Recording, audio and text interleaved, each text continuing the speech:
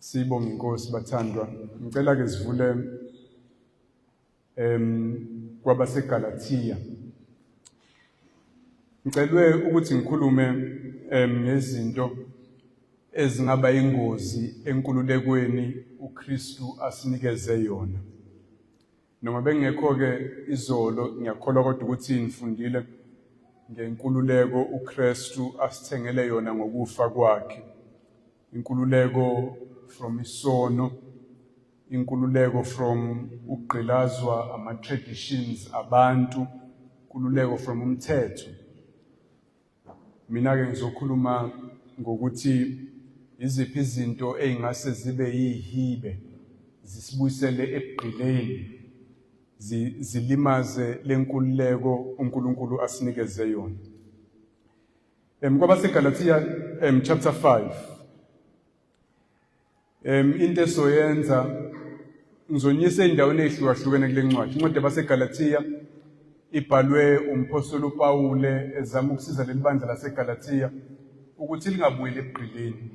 So lifitha khaxa, le ncwadi ifitha khaxa kule theme engicela ukuthi ngikhulume ngayo. Kodwa ikey verse yakhona uchapter 5 verse 1 engicela siqale ngayo. uKristu wasikhulula ukuze sibe ngabakhululekileyo. Ngakho ke yimani niqine ningabe nisaboshelwa ejogeni lokugqila. uKristu wasikhulula ukuze sibe ngabakhululekileyo. Ngakho ke yimani niqine ningabe nisaboshelwa ejogeni lokugqila. Yini le joka lokugqila uPaul athi asime siqine singavumi ukubuya siyoboshelwa kulona. Cathi kunezinto ezimbili emqondweni wakhe. Okokuqala ijoka lomthetho kaMose.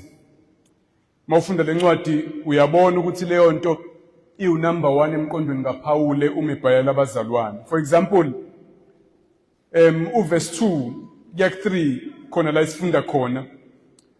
Uthi mina Paul ngithi kini uma nisoka uKristu akana kunisiza ngalutho noma uKristu akanalo usizo lwalutho kini. Ngiyaphinda ngiyafakaza kubantu bonke ukuthi osokayo phoqelekile ukuba awufeze wonke umthetho. Kwakhona abantu babebashumayeza ukuthi before uzoba umuntu osindisiwe kwangempela uye ezulwini kuzomela uqale ugcina umthetho kaMose, especially indaba yokusoka okwakuyilona sango lokungena ekuqaleni ugcina umthetho kaMose. Ijoka lokugqila lelathi uPaul abangavuma ukubuyiselwa emumva kulona.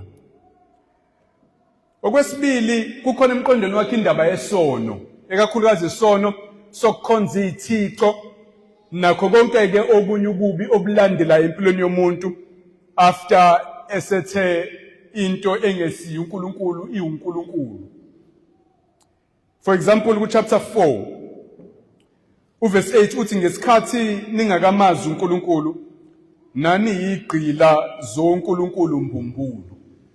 Nabo obunye ukugqila akubona nje obomthetho kaMose kuphela, kodwa kukhona nobugqila bokukhonza izithixo oNkulunkulu mbumbulu. Isono ukukhonza izithixo, kodwa especially lento yokukhonza oNkulunkulu mbumbulu.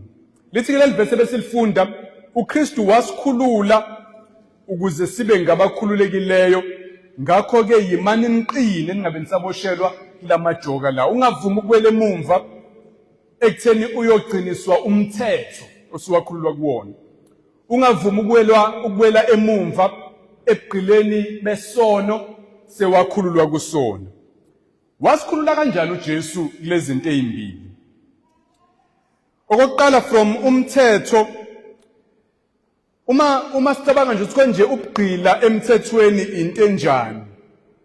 Umthetho kaNkulunkulu unikeziwe phezulu kwabantu bonke. Akekho onegunya lokungawugcini. Sonke siboshiwe phansi komthetho. Futhi sonke siyehluleka ukugcina umthetho. Manje into yesibili yenzekile, umthetho uyasahlulela njengabantu abahlulekayo ukugcina, kuphuma isigwebo esiwukufa kokuqala nokufa kwesibili okukuya esihogweni. Wonke umuntu ngaphansi kwaleso simo. Ayikho indlela yokuphunyuka, ayikho indlela ongayikhulula ngayo, uyisigqila phansi kwaleyo nto. Sonke sasinjalo. uKristu wasikhulula kuleso simo leso, ngoba umthetho wawuvuma ukuthi kube ne-substitute for i-punishment yomuntu. For example, uNkulunkulu wayethe bangaletha izilwane, uma bonile ukuze izono zabo ibeke phezu kwesilwane, sibulawe isilwane, bese umuntu eyaxolelwa ngaleyo ndlela. Kodwa siyatshela kuTestament elisho ukuthi leyo nto yayiyisymbol, ngoba akwazi ukuthi kone umuntu bese kufa isilwane bese kuthiwa kwanele. Kodwa kwakuyinto yayikhomba ukuthi uNkulunkulu kuwona umthetho unohlelo lokuthi abantu uzobakhulula kanjani ebugqileni bokugcina bebe bengakwazi ukugcina, nasebugqileni besigwebo esiza nomthetho. uKristu weza nangempela wazoba inhlawulo, kodwa kwathi ngokuqala ukuthi yena angabi nasono kwesakhe, ngoba la uma undla inikela kwakumele angabi nasici, awukwazi ukufeleza omunye izono unezakho. Wayinikela uKristu, ngokufa kwakhe zakhokhelwa zonke izono zethu. Hayi nje kuphela lezi esasezenzile efa, sasingakazalwa nokuzalwa thina. Okwakho ukufa akufani nokwezilwane ukufa. Okwezilwane kwakumele kuphinde kuhleze kwenziwa ngoba kwakulungisa izono ezasezenziwe. Wonile kulonyaka ngakho lethi isilwane uzoxolisa ngezono zakho zixolelwe ezalonyaka. Kunyaka ozafanele ubuye, ngoba igazi lezilwane lalingakwazi ukumanelisa uNkulunkulu. Kodwa likaKristu eyindodana kaNkulunkulu wafa kanye kuphela, wakhokhela zonke izono zabo bonke abayeke bakholwe, abake bazenza abazenzayo abayeke bazenze, zonke zahlawulelwa. Ngakho noma sona umthetho awusakwazi ukusola usinike isigwebo, sesahlawulelwa. Futhi asekho nesidingo sokugcina umthetho ukuze samukeleke kuNkulunkulu, ngoba samukelekile kuNkulunkulu already. Noma sahluleka ukugcina umthetho, ngoba uJesu wayihlawulela zonke izono zethu. Konke ukwahluleka kwethu ukugcina umthetho kaNkulunkulu wahlawulela uJesu. Ngaleyo ndlela wasikhulula ngaphansi komthetho, asadinga ukugcina for inhloso yokwamukelwa uNkulunkulu. Samukelekile already. Noma sona akusekho ukulahlwa kithina siKristu Jesu, ngoba izono zethu zonke zahlawulelwa mhla uJesu efa. Ngaleyo ndlela wasikhulula uKristu, wasikhulula ukuze sibe ngabakhululekileyo. Ngakho-ke yimani niqine, ningabe nisaboshelwa ejokeni lobugqila. What about le ndaba yesono? Yini ubugqila esonweni, futhi uJesu usikhulula kanjani ebugqileni besono? Ubugqila esonweni busuka ekutheni ubaba wethu ozizalayo njengesizwe sabantu, wona uAdam. Uma ona uAdam kwaphela ubungcwele uNkulunkulu ayemdale nabo, waba yisoni, waguquka isimo. Lento aseyenzile yanamathela kwi-nature yakhe, yanamathela enhlizweni yakhe, waba yihlubuka enhlizweni, waba yihlubuka engqondweni against uNkulunkulu, benomkakhe uEva. Bese zonke izingane ayizala kusukela kuKhayini kuza kuAbela kuza kuSeth, nazo zonke ezinye izingane kuze kufike ezinganeni ezizalwa namhlanje, zazalwa zinjengaye uAdam. Zizalwa zonke zinokugula kwesono emphefumulweni yazo, ngakho ayikwazi ukuyibamba, zonke ziyona. Wonke umuntu wonile uyashoda kwistandard sikaNkulunkulu, ngoba sonke sizalwa uAdam. Siyigqila zesono ngoba asikwazi ukungoni, ngoba inature yethu esiyamukele ivela kuBaba, inature yokona. Ingwe enamabala izala enye ingwe enamabala. umtopiya omnyama esikhumbeni sakhe uzala omunye umtopiya omnyama esikhumbeni sakhe. Akuphuma umlungu. Kwingwe akuphuma ibhubesi noma ikati elinye. Kwisoni kuphuma isoni. Ngaleyo ndlela sonke siyigqila zesono. Okwesibili, njengoba sesonileke nathi, uNkulunkulu udiniwe-ke ngoba isono siyamcasula uNkulunkulu. Udiniwe uNkulunkulu, isigwebo sesiphezu kwethu sokulahlwa ngenxa yezono, akazi ukusiza-ke futhi ngoba udiniwe uNkulunkulu. Enter uJesu Kristu. uJesu mayefika uzohlawulela izono zethu, aqede ulaka likaNkulunkulu. uNkulunkulu udiniwe ufuna ukusigweba. uJesu mayefika asithathe isigwebo agwetshwe ngokufa, inkokhelo esonokufa, afele izono zethu, uNkulunkulu bese yabhodla. Axole uNkulunkulu. Njengoba besexolile uNkulunkulu, usezosilekelela-ke futhi manje. Asikhiphe kulobo bugqila benature yesono ngalento okuthiwa ukuzalwa kabusha.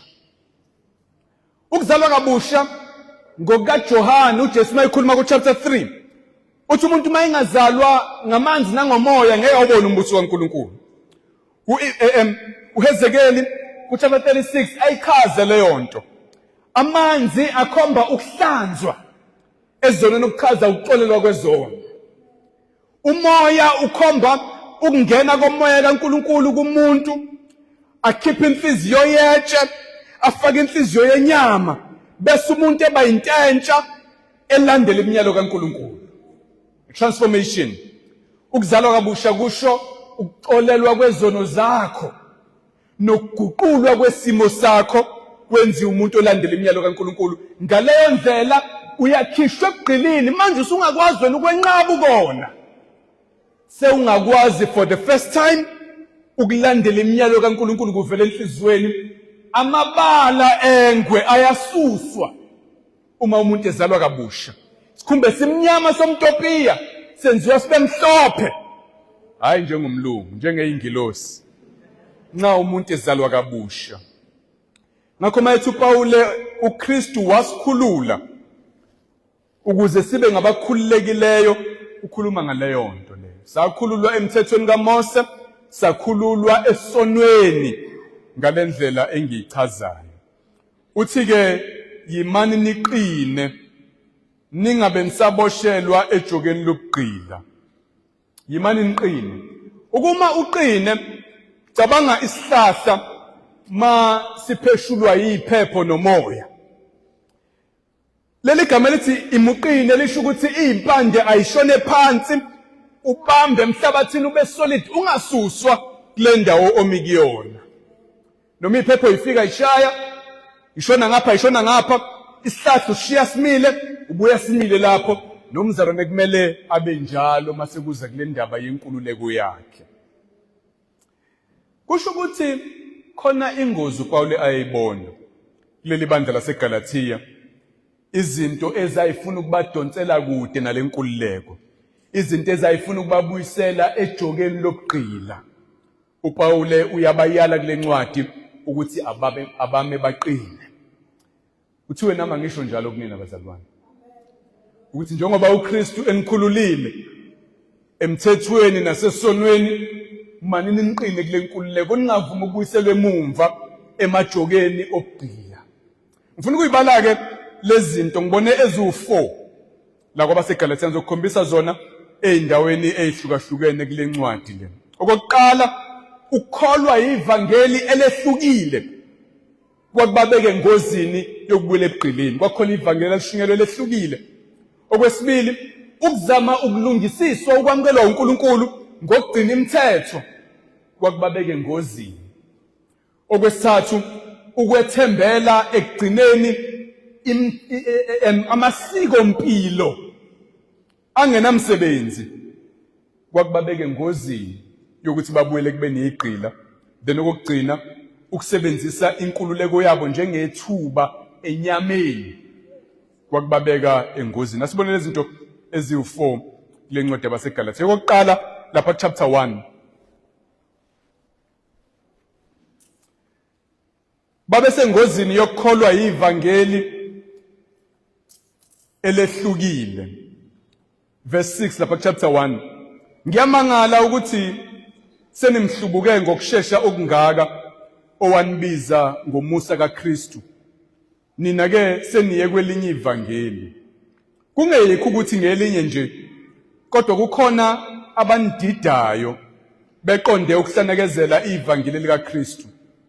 Kepha noma ngabe yithi noma ingilosi evele ezulwini enishumayeza ivangeli ngaphandle kwalelo esanishumayeza lona, lowo makaqalekiswe. Njengalokhu sasho phambilini sisasho namanje ukuthi uma kukhona onishumayeza ivangeli ngaphandle kwalelo enalamukelayo, lowo makaqalekiswe. Ukholwa ivangeli elehlukile kuverse 6 kwakubabeka engozini yokuhlubuka kuNkulunkulu. Ngiyamangala ukuthi senimhlubuke ngokusheshsha. Mawubamba leli ivangeli kusho ukuhlubuka kuNkulunkulu nasemseni kaNkulunkulu oza kuphela ngoJesu Kristu. Lali yini leli ivangeli leli? Yini lento ababeyishunyayezwa eyayibenza babe sengozini yokuhlubuka kuNkulunkulu uma beyikholwa? Verse 10 khona la chapter 1 uyabona ukuthi kwakuyivangeli elalinenhloso yokujabulisa abantu kunokujabulisa uNkulunkulu. Uthi verse 10, ngabe manje ngizama ukuyincengela kubantu noma kuNkulunkulu na?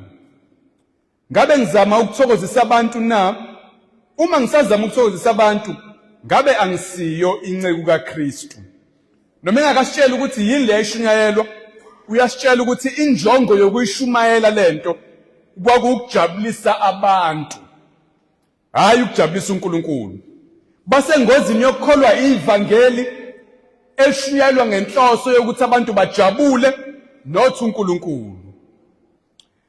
Ma ngikufundela lapha kuchapter 5, ngikuntshontshelwa nje ukuthi usheshe ubone ukuthi yini le ayishoyo. Kuverse 11 uthi, kepha mina bazalwane, uma ngisashumayela ukusoka, pho ngizingelelwani na? Ukuba bekunjalo ngabe sisusiwe isikhubekiso sesiphambano. Na indaba. Uma ngishumayela ukusokwa, ingaba ngizingelwa, ingaba abantu bajabule ngami. Ngoba khona amaJuda ayengayithandi le ndaba yokuthi kuthiwe abantu abangesiwa amaJuda bazokwazi ukungena ezulwini bengaqalanga ekusokweni.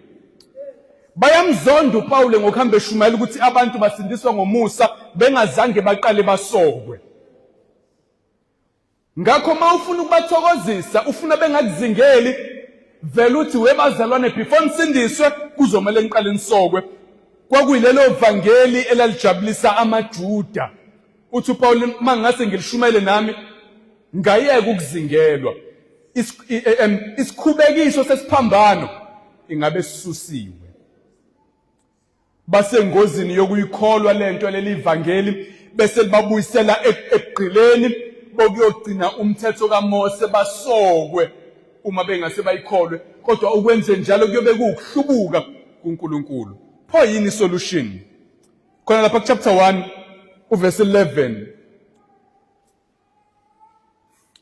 uPawule ubafundisa ukuthi bebemele ukunamathela kuleli ivangeli yena alishumayela ngoba kusilela abantu elikaNkulunkulu. Uthi kuverse 11, ngokuba ngiyanazisa bazalwane ukuthi ivangeli elishunyayelwe yimi akusilo elivela kubantu, akulona lele lakhe lokuthokozisa abantu. Nami angilemikiswanga, angizange ngilamukele kubantu, futhi angilifundiswanga, kodwa ngalamukela ngokwembulelwa kuJesu Kristu. Bambani leli ivangeli lami, niyeke ivangeli elinenhloso yokujabulisa abantu. Ngaleyo ndlela niyasinqoba isilingo sokubuyiselwa ejokeni lobugqila ngokulandela ivangeli okungesilona. Nokuthi lapha kuverse 9, kuverse 9 ubekhuluma ngendaba yokuqalekiswa. Uthe njengalokhu sasho phambilini sisasho namanje ukuthi uma kukhona onishumayeza ivangeli ngaphandle kwalelo enalamukela, lowo makaqalekiswe. Ngakho yesaba nje nale ndaba yokuqalekiswa, ngoba bashumayela ivangeli elehlukile kunevangeli lashunyelwa uPawule, baqalekisiwe uNkulunkulu. Kanjalo nabantu ababalandelayo baqalekisiwe uNkulunkulu. Ngakho yesaba ukweqalekiswa uNkulunkulu bese uhlala evangelini elashunyalwa oPawule ungasuki kulona. Amen. Si-apply kanjani lento nje le uma sikhuluma ngalento kuthina? Imaphi amavangeli ashunyalwa manje aneyinhloso zokuthokozisa abantu esingathi masiwalandela sisuke simhlubuke uNkulunkulu sithole sesingene ekuqalekisweni?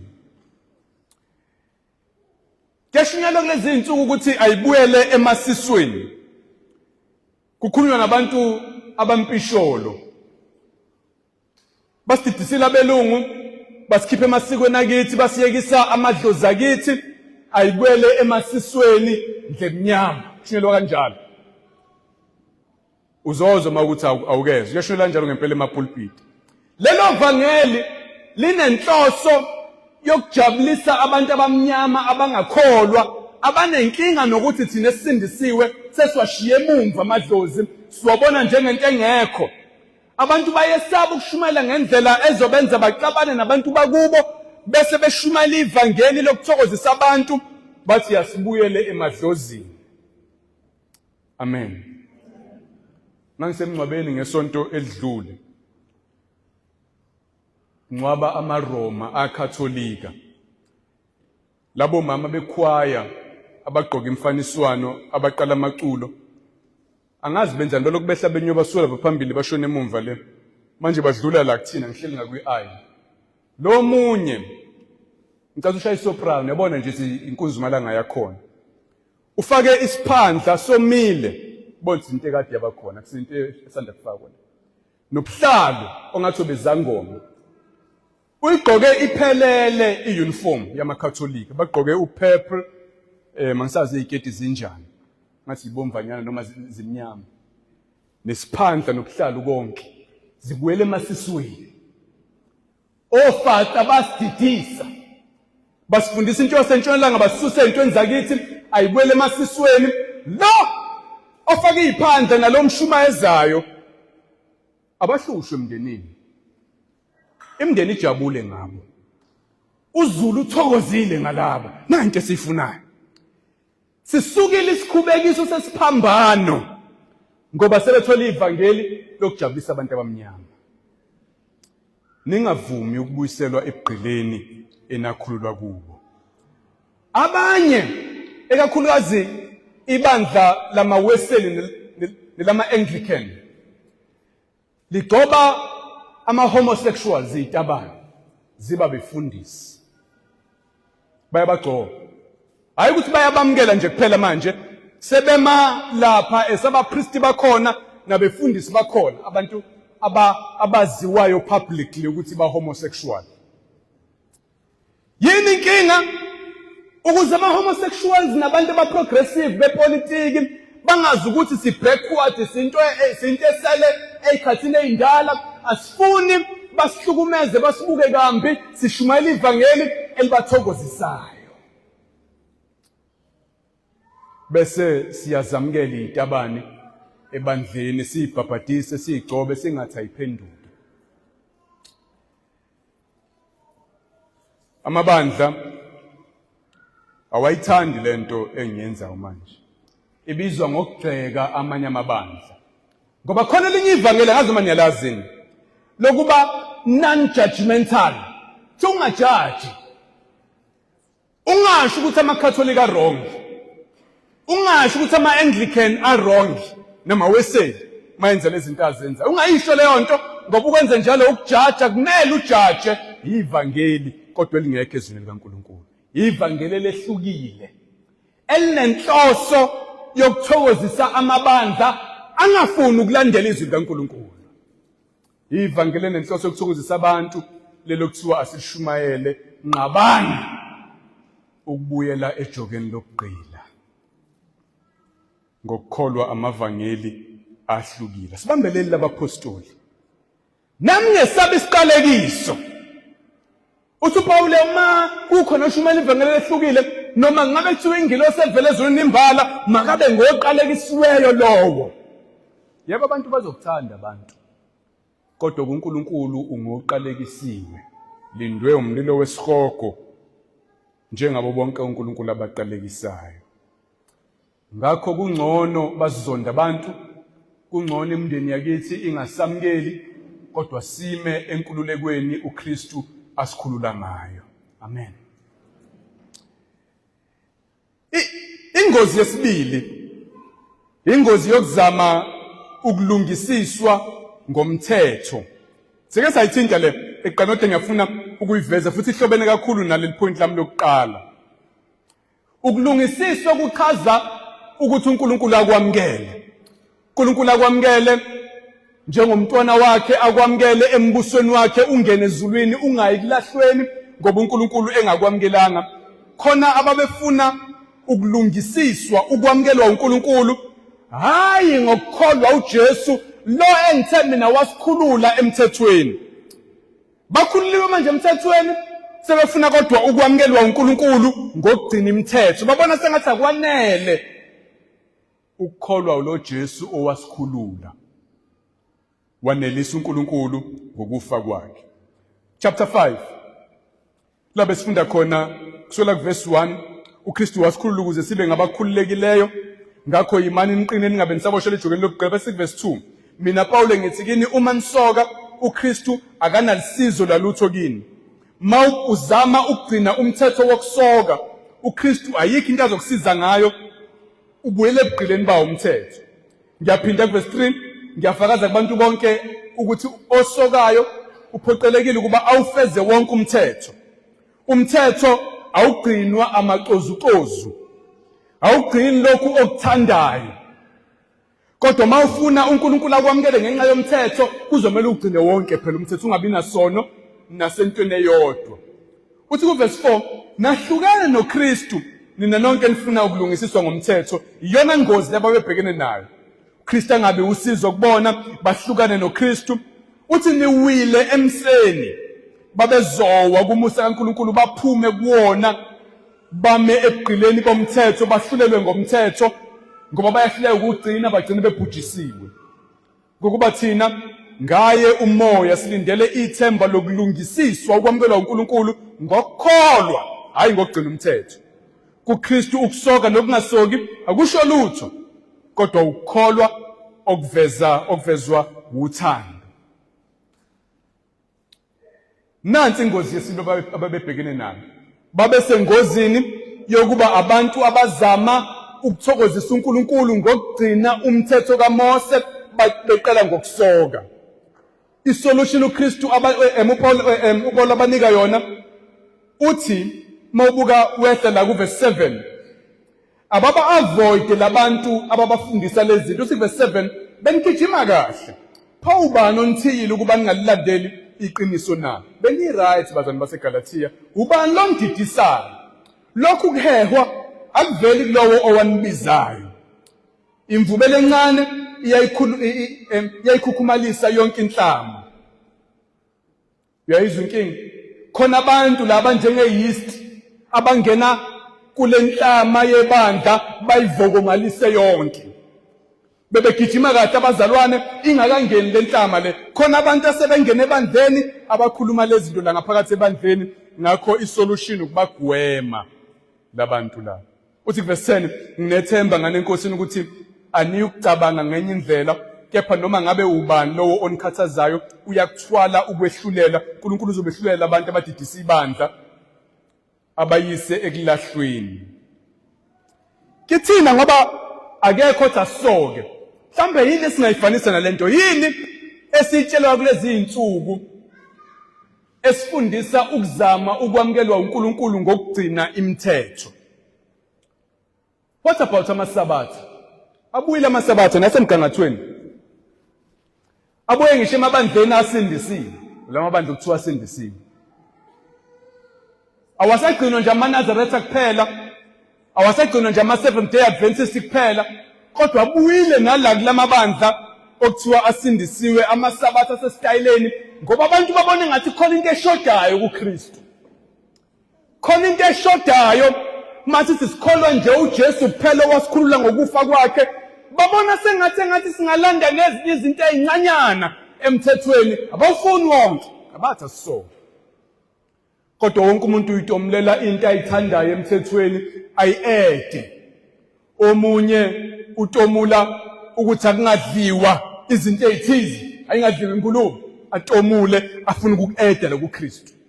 Omunye utomula isabatha, atomula afuna uku-eda laKristu. Omunye atomule indlela okwagqokwa ngazo nezivatho zakhona nani, atomula afuna ukuzo-eda la. Akwanele ukukholwa uKristu, kumele sigcine nemithetho futhi basho njalo. Isolution ukubagwema abantu abanjalo. Bagwema befundisa abanjalo, ukwesaba lokwahlulelwa uNkulunkulu akhuluma ngakho kuverse 10. Uyakuthwala ukwehlulela kwakhe owenze njalo. Asikhulumi kanjalo, asiyakhe imithetho ebandleni kaNkulunkulu, uNkulunkulu angazange azayisho, ngoba siyesaba ukwehlulelwa uNkulunkulu, asiza ukuthi ibandla ligcine imithetho. Enye version, ile version yokufundisa abantu ukuthi ma ulandela imigwaqo nqubo yebandla uzoba right noNkulunkulu. Hayi mawukholwa uJesu nje kuphela, kodwa futhi ulandele imigwaqo nqubo yebandla, wenza izinto ezenziwayo ebandleni. Laba yabomama njengababona lapha kumaKatholika, bazi ukuthi baye ezulwini. Yini labayithembile? Uzokutshela bathembile. Bathemba i-uniform le abayigqokile ngoba iyaqualify i-uniform kunemithetho yakhona kumele wenze nje uthikile libhokisi uthola umfaniswano urighting umsolo umfaniswano.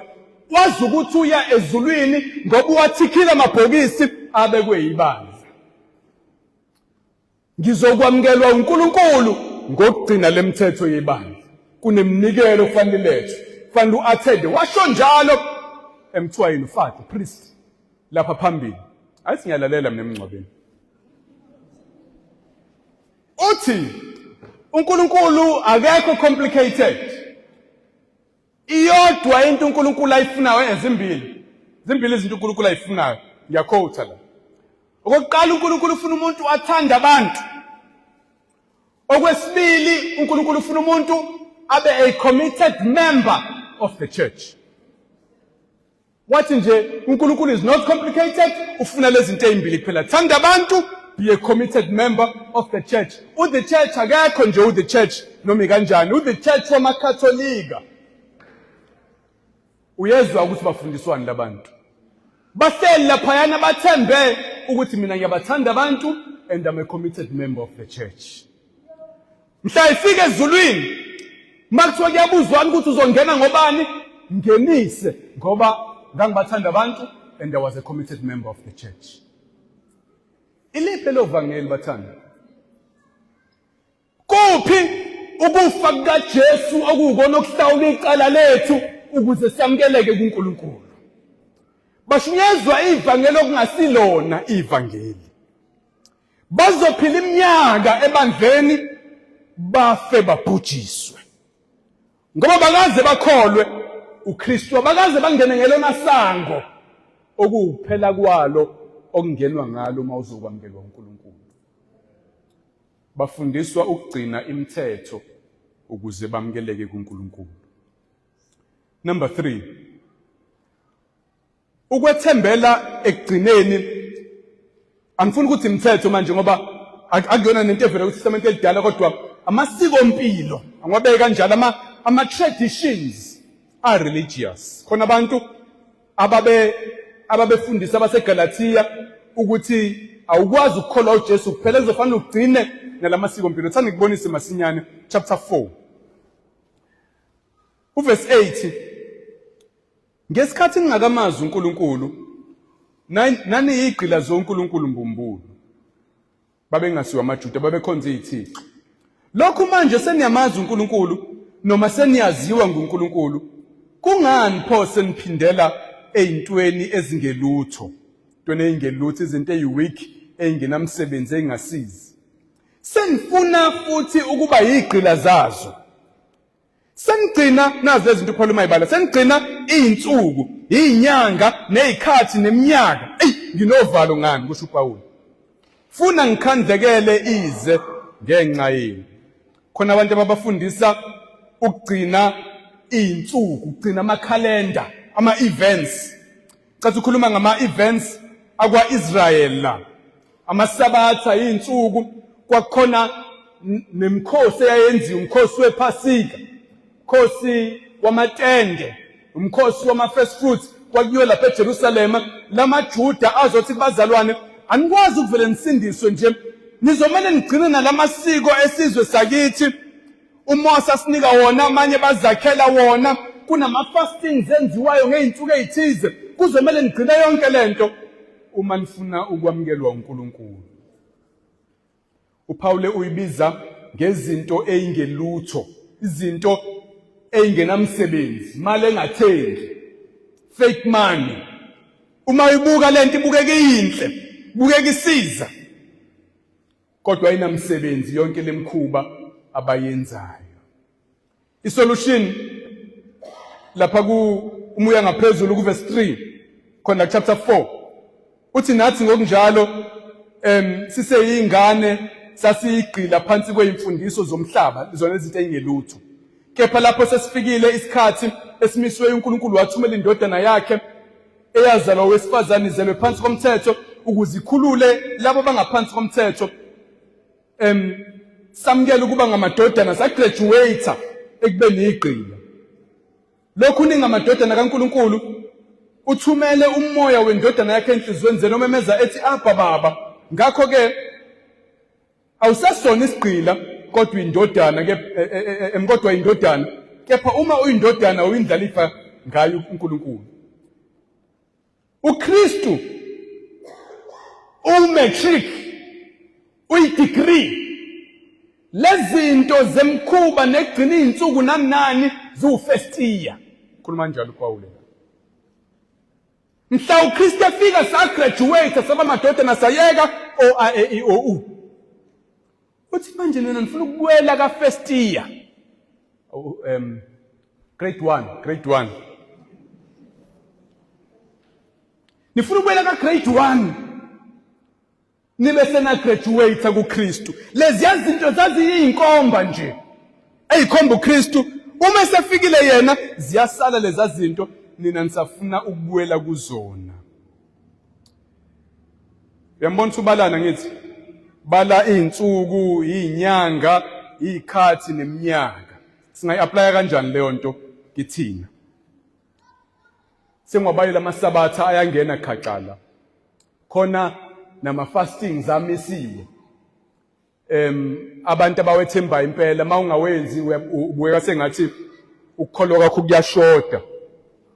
Banye iqala ngonyaka, abanye baney'nsuku abafasta ngazo njalo. AmaJuda ayiwenza ama-fastings, kwakuney'nsuku zokufasta ezazikhona ngokujwayelile, ezayihambisana neminye imikhosi. For example, uma kuzoba iPhasika kudliwa isinkwa esingenamvubelo, ikhishwa yonke i-yeast, ayidliwe i-yeast. Nayo lento esihlangene ngayo la sometimes kwamanye amabandla iwumkhosi okumele ugcinwe, iPhasika. Ngiyazi abanye benu you can't imagine unyaka ongenalo iPhasika. Mangathiwa uhulumeni usiphuca lama-holiday lawa, kungadilika ukukholwa kwenu, ngoba lento eyenzeka la yomkhosi wePhasika kunina i-religious. Akhona nje sihlangene ngoba sinethuba lokuhlangana, kodwa i-religion le umkhosi obalulekile. Kwamanye amabandla kunjalo ngempela. Kwabanye oChristmas, awuphuthwa uChristmas, noma laba basindisiwe beginning of the year. Kunento enkulu beginning of the year. Kune-prophet eyifikayo, kunezambulo ezintsha, kunama-fastings enziwayo, kunezinto beginning of the year uphenduke wayi-tradition egcinwayo. Nina ningayigcini ngathi khona okushodayo ngani. Isolution, asibambe isimplicity yokukholwa uJesu. uJesu uyi-spirituality esiphelele. Asidingi amasabatha ukuze sibuyeke si-spiritual. Asidingi imikhosi ethize ofaliqika, asidingi ama-fastings ukuze sibe spiritual, samukeleke kuNkulunkulu. Ukukholwa uJesu kukodwa kwanele. Amen. Akuve kubukeka kahle uma sebeyishaya into zabo labantu abazenzayo lezi zinto lezi. Abaningi bathanda i-order yakhona, imfaniswano yakhona, leya nto yezinto ezishunqayo lapha phambili nendlela ekugqokwe ngayo. inento nje ethi spiritual. Eyenza abantu bathatheke ngayo leya nto leyana. Thina sigqokela nje njengawonke asinanto ebukeka ngamehlo ihlukile, sithandela uJesu nje, sikholwa ukufa kwakhe. Engathi kunento eshodayo ngathi.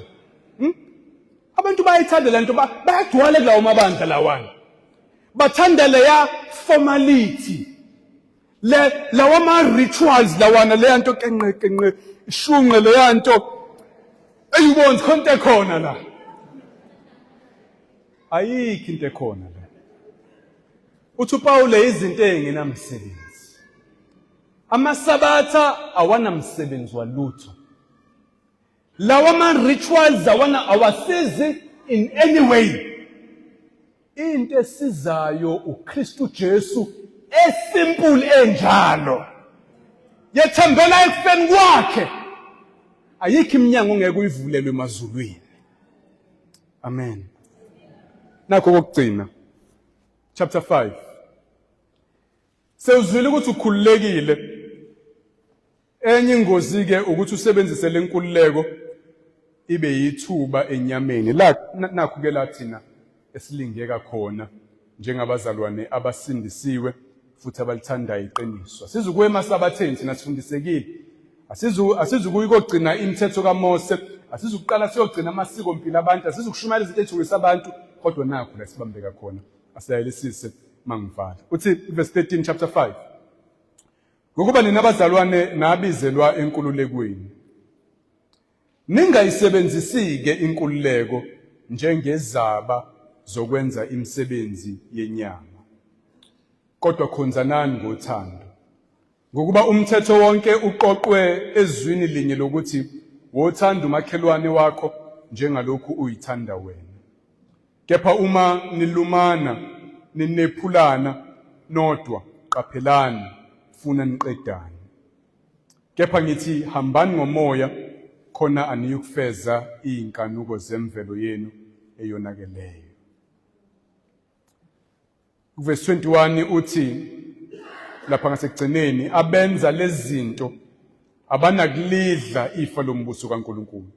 Mawuthi wena ke mina ngikhululiwe, angifani nabantu ababuyele ebugqileni, ayike azilime ziyetsheni bazalwane. Senza umathanda ngoba thina uJesu sikhululile. Asibone abantu abazoloku beyibopha ngezinto eziningi. Sifuni nemithetho eminingi thina abazalwane bakhuluma kanjalo. Asifuni illegalism. Ungasitshela ukuthi asidate nini singadate nini. Ungasitshela ukuthi asidleni singadlini, siphuzeni singaphuzini. Bese uSathane ngaleyo ndlela yokukhuluma ngenkululeko avule amathuba for imisebenzi yenyama. Uyayibala ke imisebenzi yenyama ku verse 19. Imisebenzi yemvelo eyonakeleyo isobala yilena: ubufebe, okungachaza umuntu wesifazane onabantu besilisa abaningi, kuchaza nje izono zokocansi noma ngabe zenziwa indoda. Ukungcola, lokho okuqala kube semqondweni womuntu before angene ezonweni zokocansi, amanyala, yonke into ehambisana nayo leyo nto. Ukukhonza izithixo, ukuthakatha, ubutha, cabana kwabazalwane, ukulwa, umona, ulaka, ubugovu, uthanda imali, ukwehlukana ama-divisions, ukuba maqembu, umhawu, ukudakwa, nokuxokozela, izinto ezifana nalezi engiqeda ukuntshela ngazo. Njengokuba ngasho, abenza lezi zinto abanakulidla ifa lombuso kaNkulunkulu, noma bangathi babantu abasindisiwe abakhululekile. Ingozi le bazalwana ngithi, ingozi kakhulu kuthini. Ungasebenzisi inkululeko njengezaba, njenge-cover up ukuthi unikeze inyama yakho ithuba. Ungakhululeki so much ukuthi akunadiscipline kuwena yokunqanda izilingo. Ngoba kuwena yonke insipho iyawasha. Angithi ukhululekile wena, awuyena umuntu welegalism, awuyena umuntu wemthetho. Kada uSathane ngakutriki kanjalo. Kunalokho hamba ngomoya. Usho njalo lapho ku verse 16. hambani ngomoya khona aniyukufeza inkanuko zemvelo yenu. Athi kuverse 22, kepha izithelo zikamoya ziluthando. Umzana okhululiwe ebugqileni awumboni ngokwenza inoma kanjani kuna nombani, umbona ngokuba nothando kubantu. Ukujabula, ukuthula, ukubekezela, ubele, ukulunga, ukukholwa, ubumnene nokuyithiba. Uyibopha yena umuntu okhululiwe. Akabosho umthetho yamabandla nomthetho befundisi ngoba sizukuyakha imithetho uNkulunkulu angayishongo, kodwa umuntu ogcwele umoya uyayithiba yena. Mbona iqoqa eyithibe intweni, eyithiba mayegoga, eyithiba la yakhona nala ngayikhona ungekho umthetho, eyithiba olimini lwakhe, eyithibe intweni ayibukayo ku TV, eyithiba ekutheni obani abangani bakhe, ugcwele umoya. Akabanjiwe yimithetho yamabandla, ubanjwe umoya kaNkulunkulu omnika inhliziyo entsha nesithelo se-self control kuyena. Akukho umthetho ongamelana nalezo zinto, kepha abakaKristu bayibethele imvelo eyonakeleyo nokuhuheka nezinkanuko zayo. Uma siphila ngomoya, masenze futhi okuhambisana nomoya, masingayiqhenyi siqalane noma sibe nomhawu omunye nomunye. Amen. Kristu wasikhulula asimene siqine kule nkululeko, singavumi ukubuyela ejogeni lokugqila. Singakholwa amavangeli amasha achezukayo kuleli vangeli oPawule abasifundisa lona. Singazami ukwamukelwa uNkulunkulu ngemisebenzi yethu. Imisebenzi emihle njengokuza kwi-conference ngephasika. Awuzungena ezulwini ngoba uzela namhlanje. Noma ungabuya nakusasa uze esontweni kuhle. Kodwa awuzungena ezulwini ngoba uze esontweni. Noma ungabhabhadiswa ukuthatha le-membership. Awuze ezulwini ngokugcina imithetho yamabandla.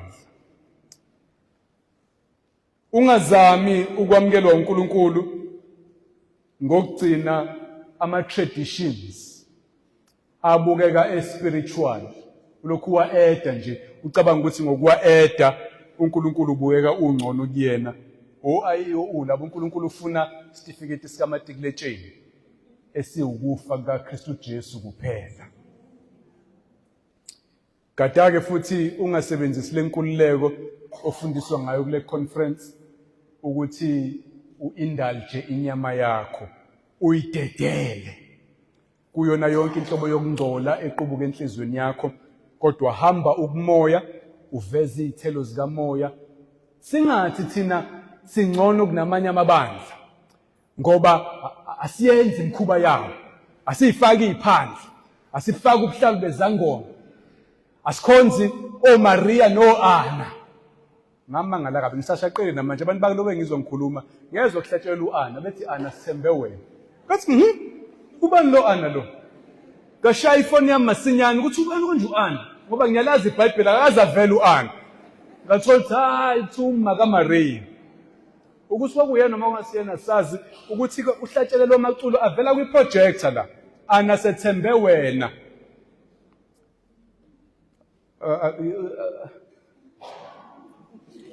Ningivikele manje khona amakatholika la ningikhiphe ngapha. Kodwa bengithi webangcwele singathi singcono kunabo ngoba sizenze lezo zinto kanti sigile imkhuba la komunye. uNkulunkulu akakhethi ubuso bomuntu. Ayikho into especial kuNkulunkulu ngamaBaptist noma ngama-SDF, ngama-Faith Mission, untontontoni ocabanga ukuthi uyayithemba. uNkulunkulu ufuna inhliziyo ekholwa indodana yakhe, and abakholwa indodana yakhe babona ngemisebenzi. Bahamba kumoya, abasindiswa ngemisebenzi, kodwa uyayibona imisebenzi yabo uma bekholwa kwangempela. Amen. Akho ngithi kuwena makukhona umuntu ongasindisiwe, insindiso ukwethembela ekufeni kukaJesu kuphela. Yethembela kukhona uthi Jesu ngizwile wangifela, ngiyacela nami ungixolele izono zami ngoba wena wayihlawulela, ungamkele embusweni wakho. Insindiso iza kanjalo. Emva kwalokho bese uyaqala wenza zonke izinto uJesu asiyala ngazo, njengokujoyina ibandla nje, njengokuphila imisebenzi emihle, hayi ngoba uthembele kuyona kodwa uthembele kuKristu, yona iyithelo zokukholwa nensindiso esivele seyenzakalile kuwena. Amen. Amen. Asikhulekeni.